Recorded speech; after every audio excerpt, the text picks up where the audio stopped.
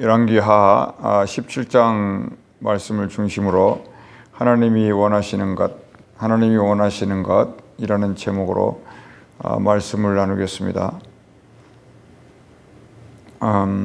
우리는 분명한 것은 천성을 향하여 가는 성도들인데 믿음으로만 가야 된다는 것입니다. 하나님이 좋아하시는 것은 분명한 겁니다. 그 한 가지는 여호와만을 경외하라 이거죠. 여호와만 경외하라. 이것입니다. 여호와만 경외하라. 여호와도 경외하고 다른 신도 경외하고 이러지 말라는 거예요. 오늘 이제 유다와 이스라엘이 하나님을 많이 경노하게 했습니다. 하나님이 원하는 여호와만을 경외하라는 별 의미가 없고 이 여호와는 우리 계획대로 우리의 설계대로 돼야 되는데 그렇게 안 하시는 것입니다.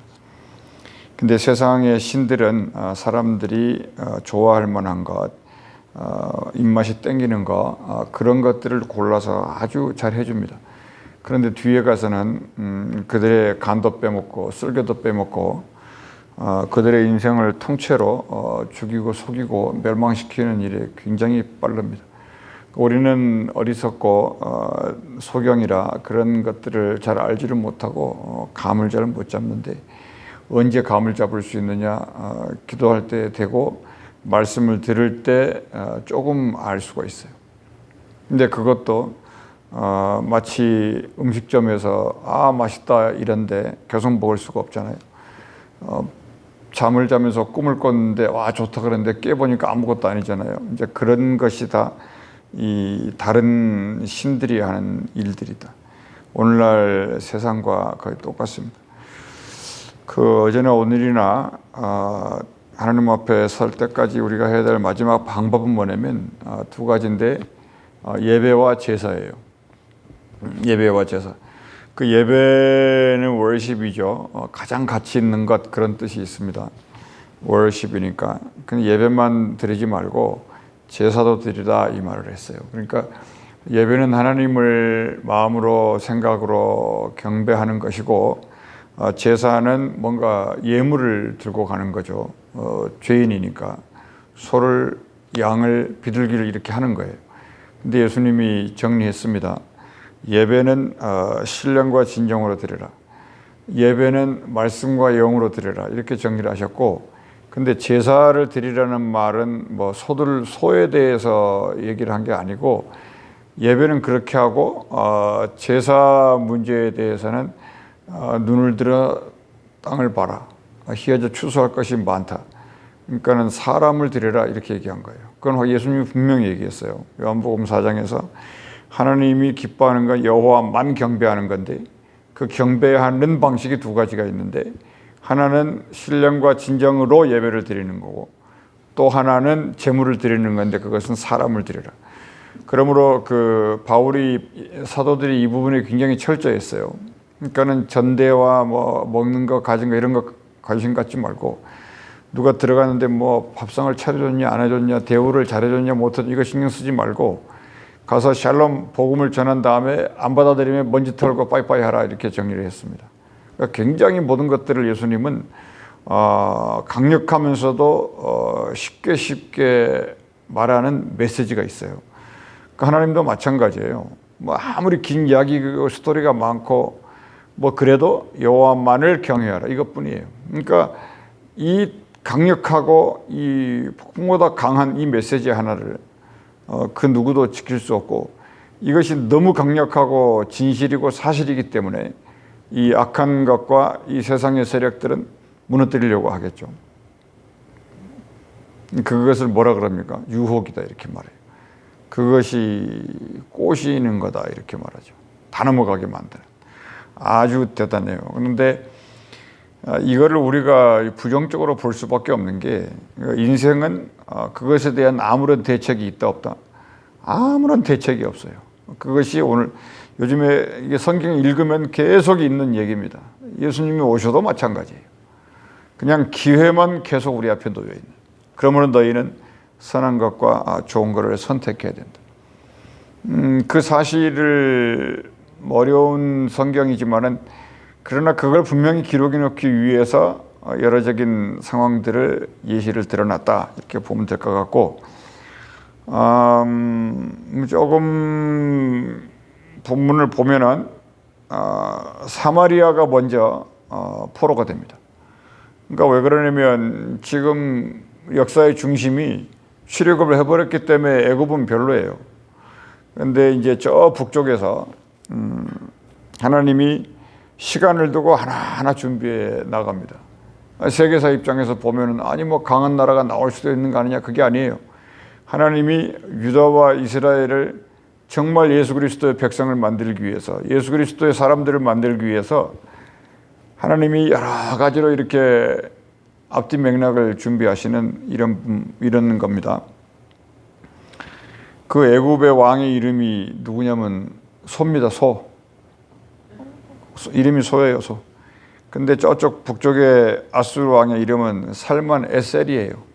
이 둘이 이제 한판 붙는데, 그런데 중간에 뭐가 지금 가로막혀 있습니까?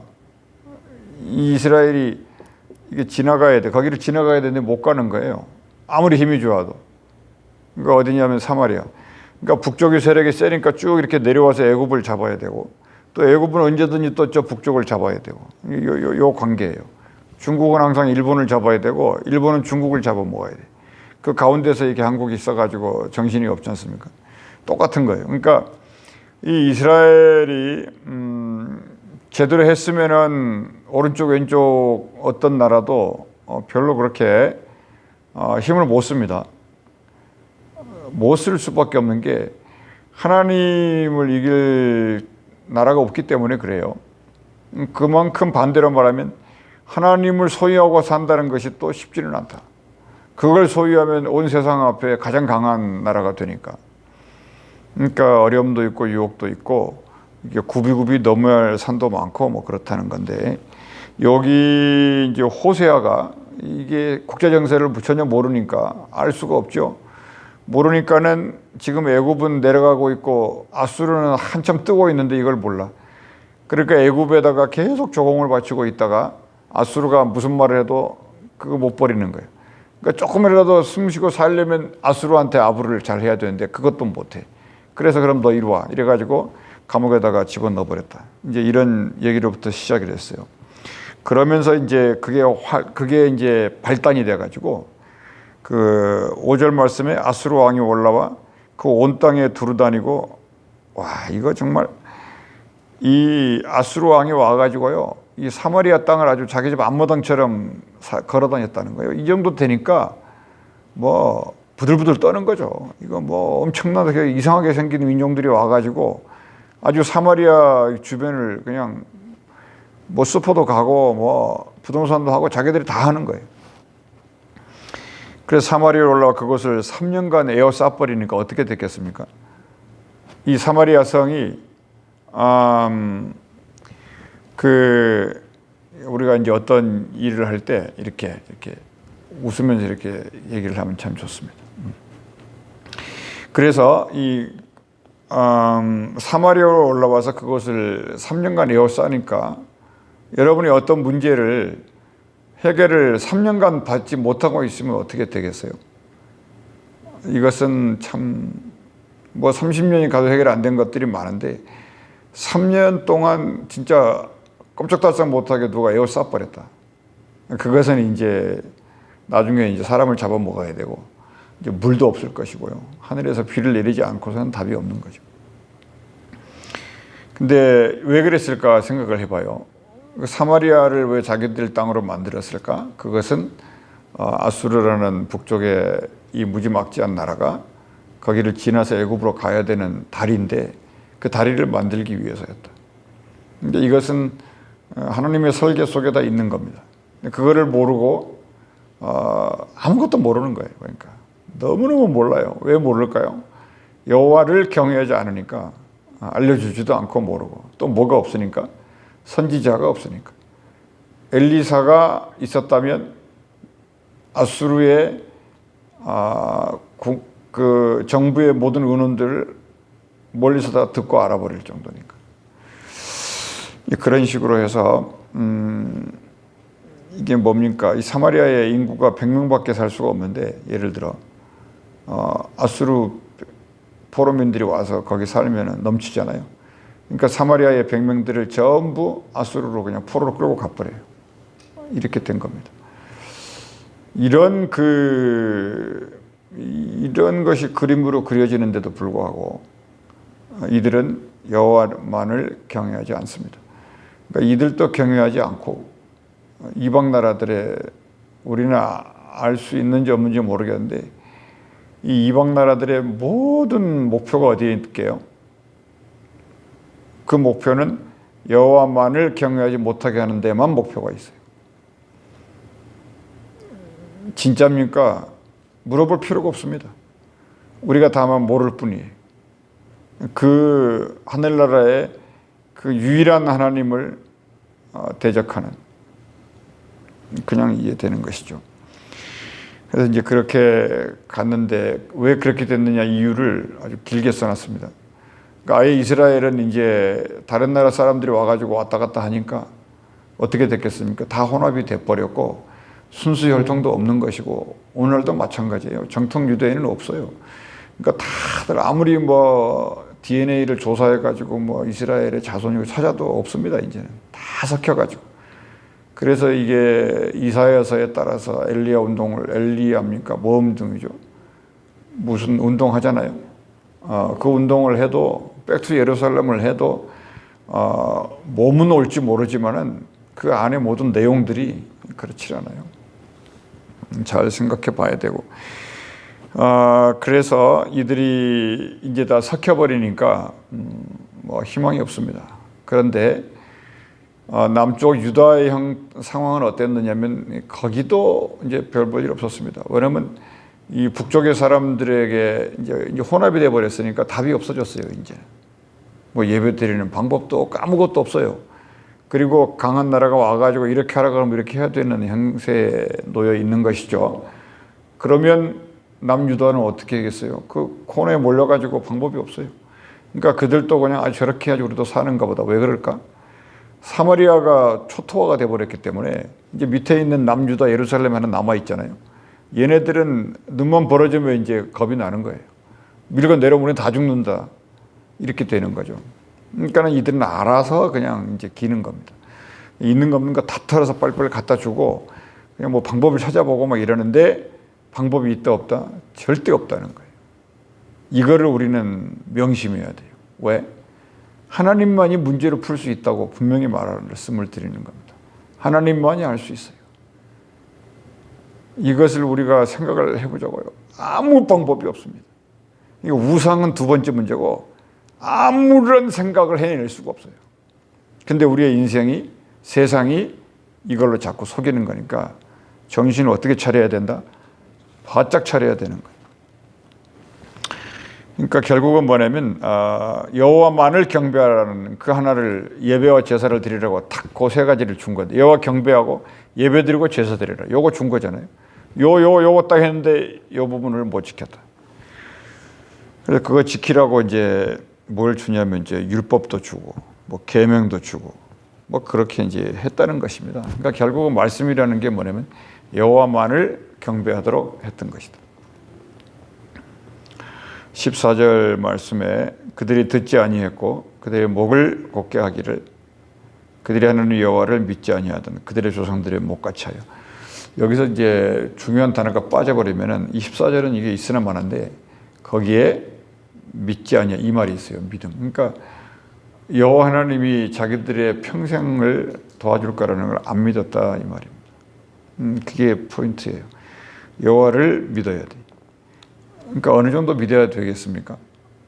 십자가의 구세주가 달려서 돌아가신 다음에 다시 온다. 이걸 믿어야 돼. 이거를 믿어야 되는데 죽음 앞에서는 믿음이 없어진다.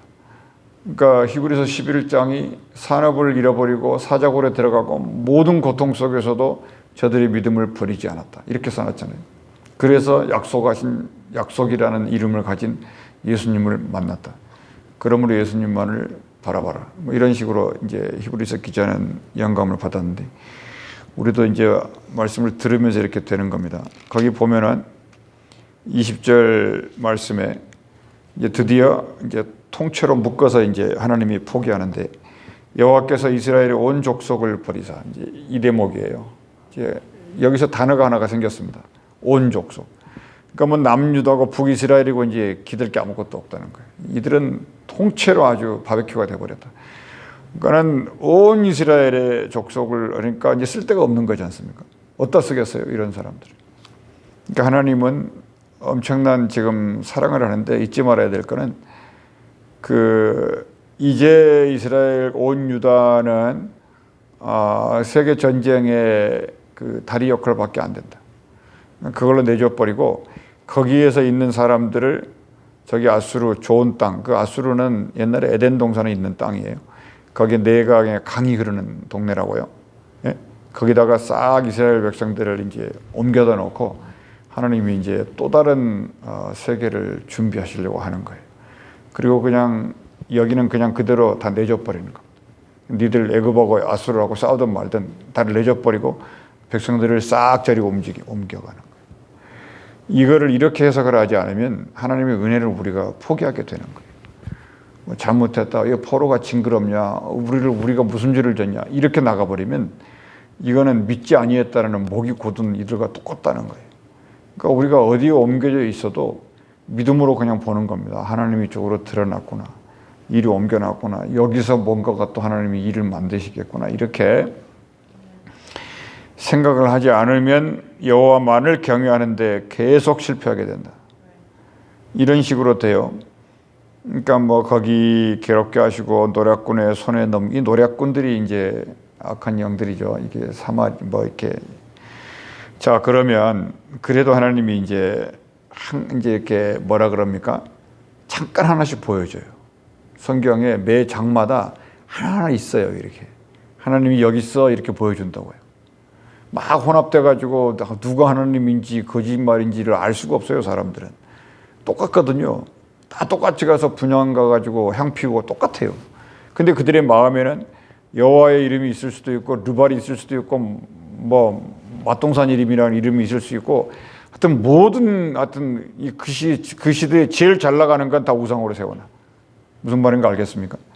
그 이름들이 뭐 부지기수로 많으니까 뭐 다 똑같네 하는 게, 우리만 그렇게 하고 있었는 줄 알았는데 아수르가 들어와 보니까 전부 똑같이 그렇게 하고 있네. 형식이 같아. 그러니까 예수님이 뭐라 그래요? 마음에 여기 있다 저기 있다 하지 마라. 마음에 있다, 이렇게 말해요. 거기 이제 재밌는 이야기가 하나 있어요. 25절에 그들이 처음으로 거기 거주할 때 여호와를 경외하지 아니하였다. 왜 안 했을까요? 절대 할 수가 없죠. 아니, 여호와를 경외한다고 큰 소리 쳤던 얘네들 사는 거 보니까 볼 게 아무것도 없어. 그리고 또 하나는 뭐냐면 경외하지 않은 것이 두 가지는 여호와의 법을 들어본 적도 없으니까. 그러니까 여호와 하나님이 뭘 보내가지고 사자들을, 라이언들을 보내가지고 몇 사람을 싹 샘플로 죽여요. 재밌는 기사들이 이렇게 써 있다고요. 그러니까는 하나님 여기 있다, 이 뜻이에요. 그러니까 이런 것들을 하나씩 이제 보여주시는 것이고, 그래서 이리저리 이제 섞어서 신의 법을 알지 못한다. 이것 때문에 이제 아수르 왕이 이제 명령을 해가지고 제사장을 싹 이렇게 불러서 그거를 가르치게 해라, 이렇게 말해요. 그러니까 무슨 얘기냐면